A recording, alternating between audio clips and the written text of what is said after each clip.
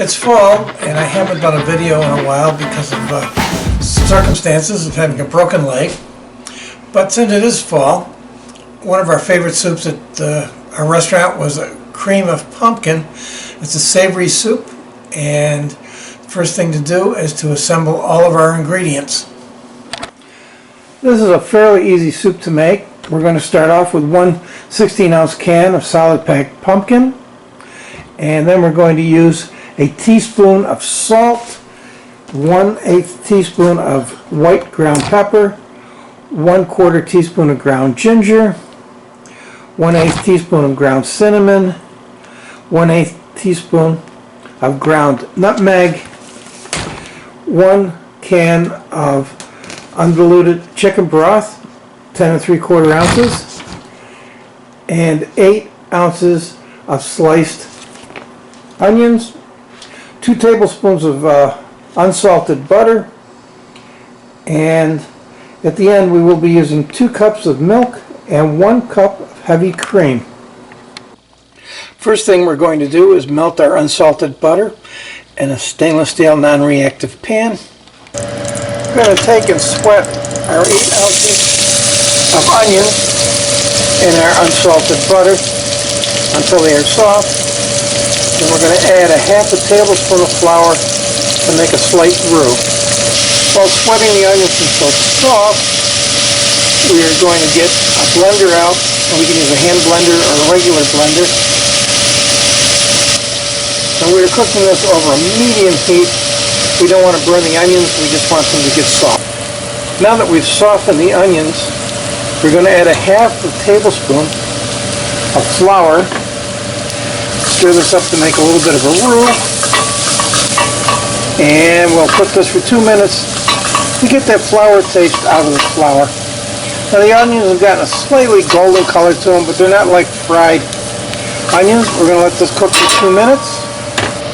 Now that we've cooked the flour for 2 minutes, we're going to take and add our chicken broth to the pan. To deglaze the pan, we will then bring it to a boil and then let it simmer for 10 minutes. Now that our broth and onions have cooked for 10 minutes, it'll simmer, we're going to pour them into a blender. You can take and use a hand blender if you'd like. And be very careful when pureeing this in the blender because it is hot. When using a regular blender, if you take the center of the blender out and put a towel over the hole, and that'll allow for expansion and it won't splatter all over you and burn you. We're going to use a Ninja for this. It's not a huge amount of liquid. We're just going to take and puree it.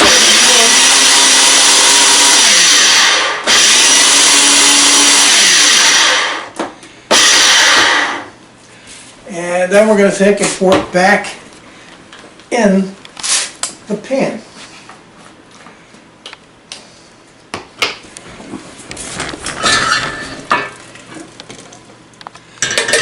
Now that we have that back in the pan, we're going to take our pumpkin, add that to the broth.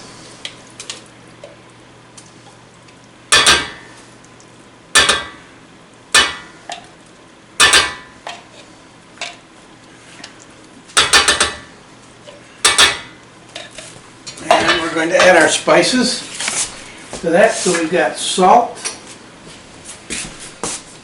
white pepper,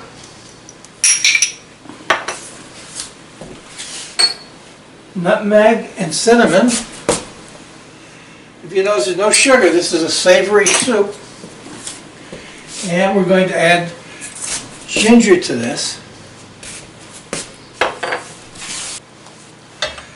Okay, we're going to whisk together the pumpkin, the pureed broth.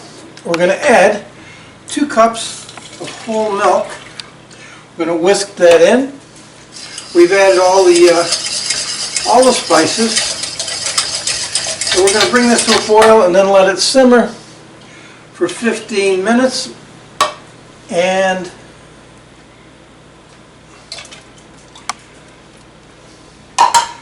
that will be ready to serve. I've whisked everything together till it's smooth.